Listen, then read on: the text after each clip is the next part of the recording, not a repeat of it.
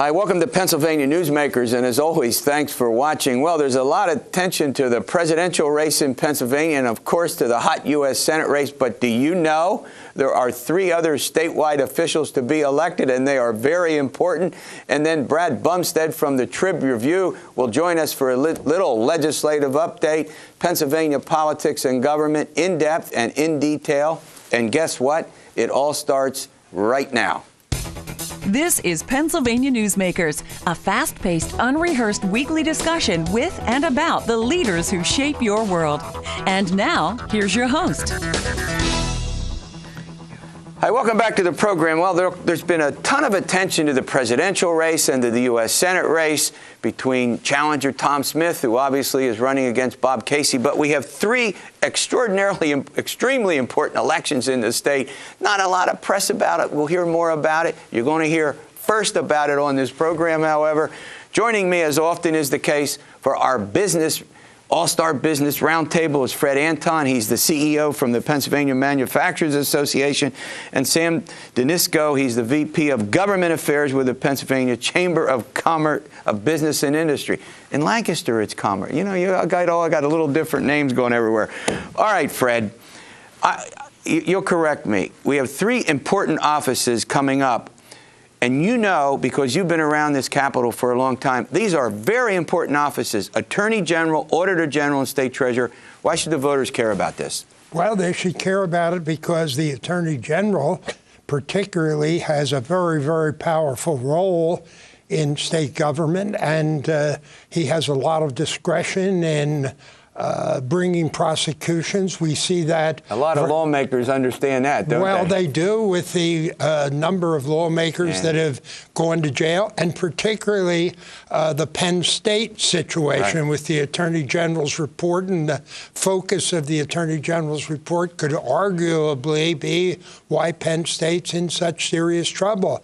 And if the Attorney General decides to focus on you for one reason or another. Not me, I hope. I hope not me either. Not you, and not, and not Sam, right, Sam? It is a very, very important election. Now let's go. Auditor General.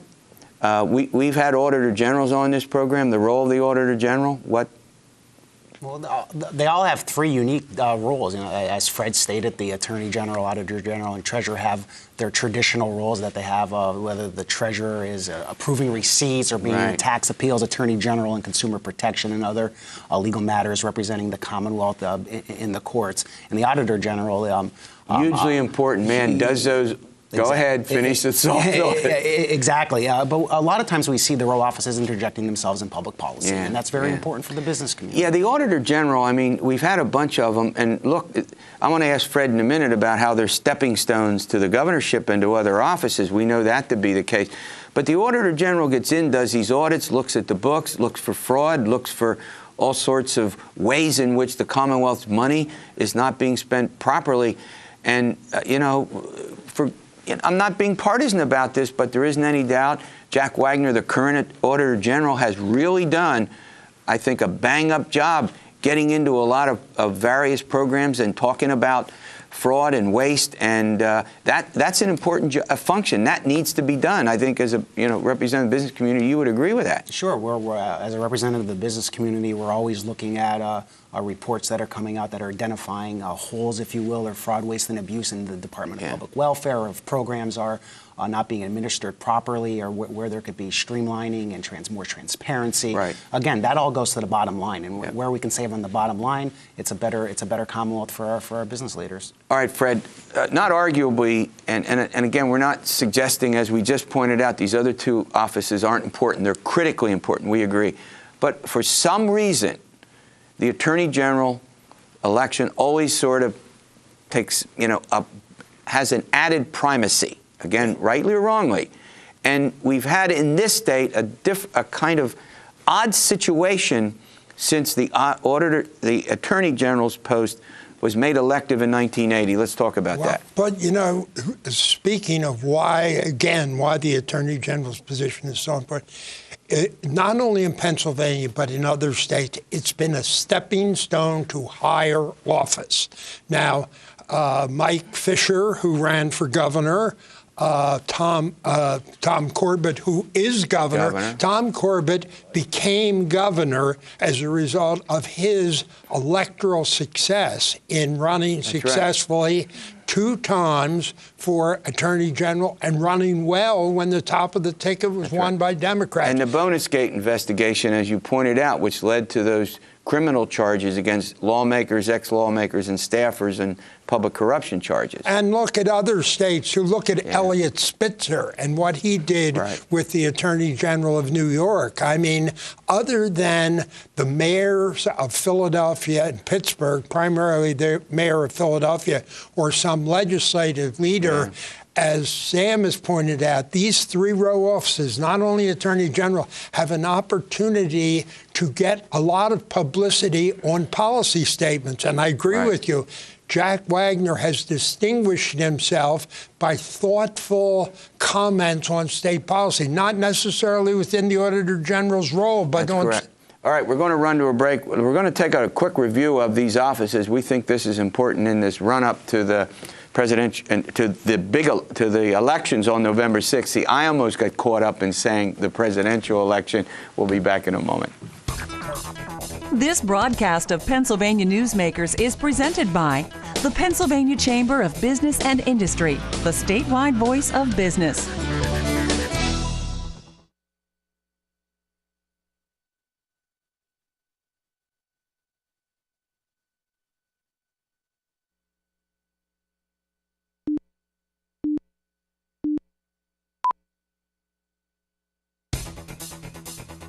This broadcast of Pennsylvania Newsmakers is brought to you by BetterSaferRoads.com.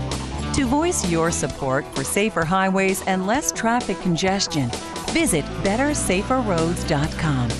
And by the Pennsylvania Manufacturers Association. Business in Pennsylvania is our business. Hi, we're chatting here with Fred Anton and Sam Denisco about the row offices, as we call. These are elections that are extremely important. They don't get a lot of attention. All right, Sam, Kathleen Kane, the Democrat from Lackawanna County, David Freed from Cumberland County. Freed is a current DA. Kathleen Kane is a former assistant DA. Both have a lot of experience. Close race. What's your crystal ball here? Well, it looks right now that Kane has a slight advantage from all the polling that we have seen, and Kane does have the. She did go through a primary throughout the state that was pretty hotly contested with the former U.S. Congressman Pat Murphy against her. So they've been out there on the stump, if you will. And they both have a lot of legal experience. Not getting into the politics of it, but it's not as though neither candidate sort of comes from another venue, from another walk of life. They both have spent a good bit of time prosecuting. Right, they're both the prosecutors. bad guys. Right. All right, Fred, one other thing before we move on. No Democrat has been able to win this seat. Right? That's correct. Since 1980. What's that all about? I don't know what that's all about. I really don't know what it's all about. I hope it continues. Maybe what it's all about is the vote in Philadelphia. They don't get to that on the. Really? I don't know. Yeah, but how about this thesis? How about I'll throw this out to you guys. You try it. Typically, over the course of much of Pennsylvania history, voters have been a little less reluctant to turn the prosecutorial position over to Democrats, because I think they have thought that Republicans will be tougher on crime. Earlier, polls sort of showed that in these low visibility elections. So I'm not quite sure, but I think, and you guys may disagree, we could, if the president does very well and we don't have as much ticket splitting, we could see a Democratic sweep. I'm not predicting it. I'm merely saying for the first time, Fred, they could sweep. I predict. You're going to disagree with me. No, I'm not going to disagree with you. I'm going to agree. I'm going to say I think one of Kathleen Kane's advantages is she's a woman. Right. I think that after if people don't know the candidates, if they're not high enough profile, and certainly Dave Freed is not a high-profile candidate, as Sam has said, as a result of that divisive primary with Pat Murphy. If anything, Kathleen Kane has a higher profile statewide, and people, if they don't know the candidates, first they go, many of them, to party, and then women particularly are inclined to go to gender. And I think the gender situation here will help her. I really do. The one other race is Rob McCord is an incumbent. In fact, he's the only incumbent seeking re-election. He won pretty handily. The poll does, the one poll that Public Policy did but it was back in May, I haven't seen any recent polling, shows that to be pretty close. But have you gotten heavily involved in that race at the Chamber? The Chamber hasn't been heavily involved. And again, with all these pollings we do have, and we've talked about this before, we look at the variable of the unknown, and with these row offices, and again, McCord being an incumbent, being a player in the Democratic Party, he may carry the day, I don't know. But again, there's always that large unknown voter that again, like with Freed and Kane, especially with state treasurer, it's not an office that we typically would see with a lot of high profile. The Auditor General, as we pointed out, does these audits. They get a lot of attention. The Attorney General prosecutes somebody. Treasurer is a much more relatively low key. It's the least familiar row office from the standpoint of that's a great point. He is very well connected within the Democratic Party. He's been very skillful at raising funds, and he's thought by many insiders to have a great future and possibly will run for governor. Therefore, that gives him an edge, a substantial edge in my judgment. That's a good point. All right, we're going to run to a break. When we come back, we're going to take a look at just a preview of some of the hot congressional races. Currently, there are 12 Republicans and I guess 6 Democrats because of the redistricting. 2 Democratic districts were put together. We'll take a look at a congressional preview after these words. This broadcast of Pennsylvania Newsmakers is brought to you by Pennsylvania Credit Union Association. Pennsylvania Credit Unions, where people are worth more than money. To find a credit union that is right for you, check out ibelong.org. And by the Energy Association of Pennsylvania, Pennsylvania's energy information source.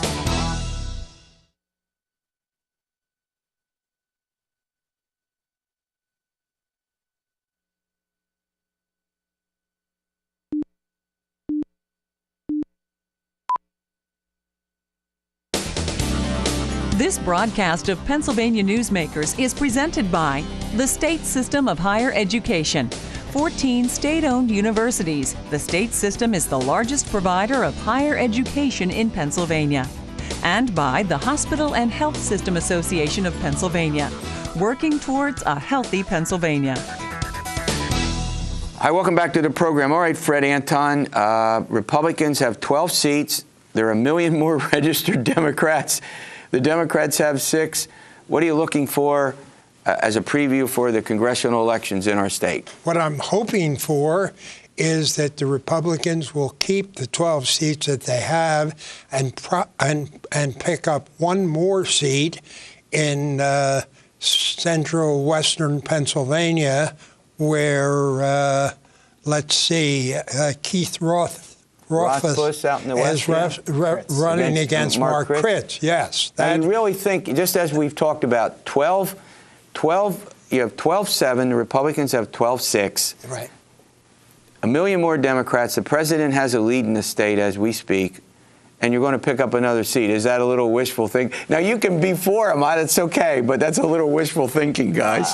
It is wishful thinking. I think they can hold. The Kritz seat will be tough. Again, the hotly contested primary factor definitely comes into play, where organized labor played very hard for Kritz and carried the day. So not a lot of these seats are slam dunk. This is a seat in western Pennsylvania, by the way, that's in Cambria and Westmoreland and parts of Beaver and Allegheny County.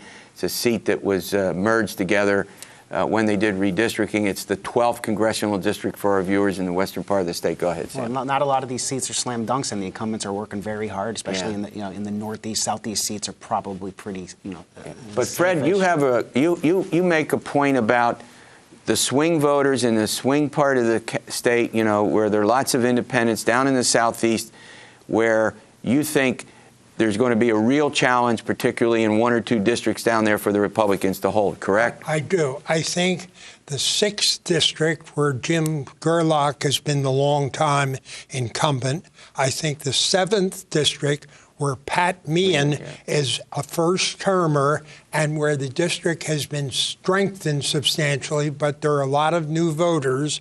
And I think the 8th district, where Mike Fitzpatrick is running against Kathy Brockler. Brookvar, and that is a seat that has swung back and forth between Republicans and Democrats.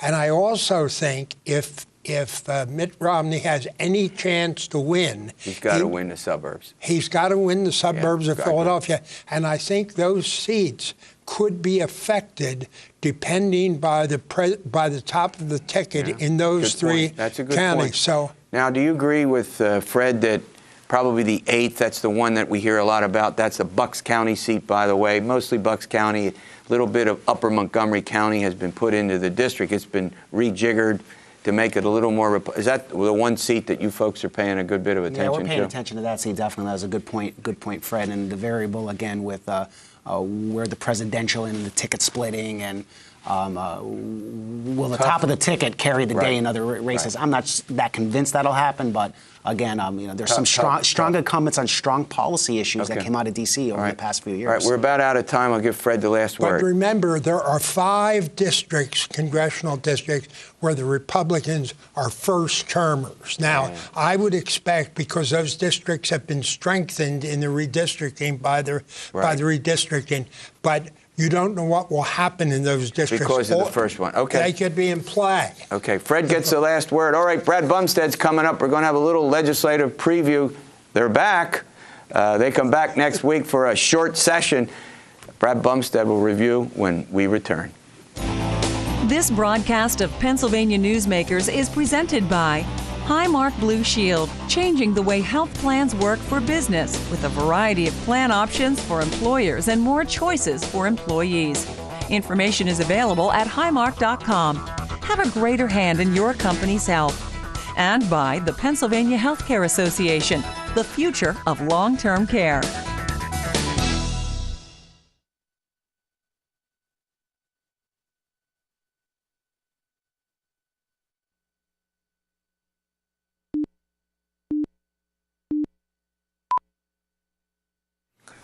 Hi, welcome back to the program. Well, Brad Bumsted from the Pittsburgh Tribune-Review joins me, as often is the case. All right, Brad, let's get to it.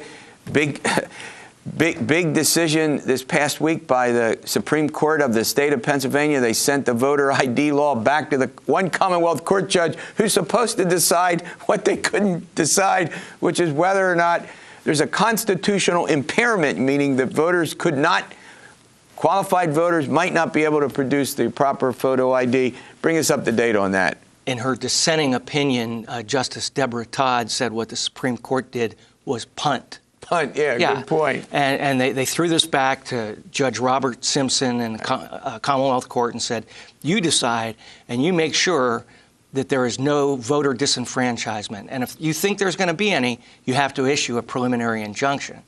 A lot of legal scholars we've talked to think, how can he possibly guarantee there won't be any disenfranchisement? So is he boxed in? Will he have any alternative? I mean, he can stand pat, and then he could be overturned, or he could just issue an injunction. Enjoin the law. But the point I've been making, and you tell me if I'm wrong, for 4 months, every reporter that I know and lots of independent analysts have been trying to figure out how much, quote, voter disenfranchisement will occur. Am I right or wrong about that? You're right, and no one knows. It's been estimated between 89,000 and 1.4 million. Those are the extremes. 89,000 comes from the Department of State and Carol Achel. But in fairness, Achel says 89,000, but that's people without PennDOT IDs. Right. We don't know how many of those people also have military IDs, university Student IDs, right. Right. So we don't really know the number. Simpson didn't know it. And we still don't know it, am I right? Right. And we may never know it. Right, Is that but a fair he assumption? estimated it's on the lower end Okay. of 1% to 2%, not the 7 or 8% others And we have predicted. something like 170 organizations by one media account that are out there trying to make sure that everybody has some form of ID, correct? Yeah, one thing that's switched, that's changed since Simpson first ruled that the law could go forward, is that the groups that were fighting it, take like the Democratic Party, began a real effort to make sure their people do get IDs. Yeah. So you have the opponents working with Okay. the supporters to help get the IDs. And this guy has until some date in early October. October the October 2nd. 2nd. And I mean, I think it's just an impossible task. Maybe I'm wrong. And it's not, I won't use the word unfair, but how can they ask this judge, one guy, to figure out what we haven't been able to figure out, and folks like you who've written all these stories and done all these investigations couldn't do for 4 months? Right, and no matter what he rules, if he were to say that I don't think there'll be any voter disenfranchisement, surely there'll be one person or more later who will say, I couldn't get my voter ID. All right, let's turn our attention. I want to get to the presidential election if we have time, but obviously they're back for a relatively short session next week. You cover the legislature. You've been doing it for decades now. What's the state legislature and the governor in conjunction likely to do in the next, 2 weeks, 3 weeks before they then adjourn? Yeah, it's a recess, total of maybe 8 session days. Oh, it's not like this is a long fall session, and the priorities are all over the map. Yeah. I don't think a lot gets done, except from the governor's perspective, laying the groundwork for next session to consider pension reform, I think is really a high priority with him. And that's trying to get a grip on the cost of public pensions. The last figure I saw was $39 billion that both pension systems, school teachers and public employees currently has. Is that about right? I think that's correct. And the real point, though, is that even if they lessen the pensions for new employees, they can't really do anything about the legacy costs, which is really what's driving the financial problem for the state. Yeah. They can't go back and take pensions away from people. Right, it's illegal. It's a constitutional impairment. And so even moving forward, if they were to adjust pensions for new employees, it still leaves them with this huge debt, which I read somewhere is going to cost up to $1 billion out of the annual budget just to pay for the interest. Yeah. Am I close? Yeah, you are close. And that's a real problem.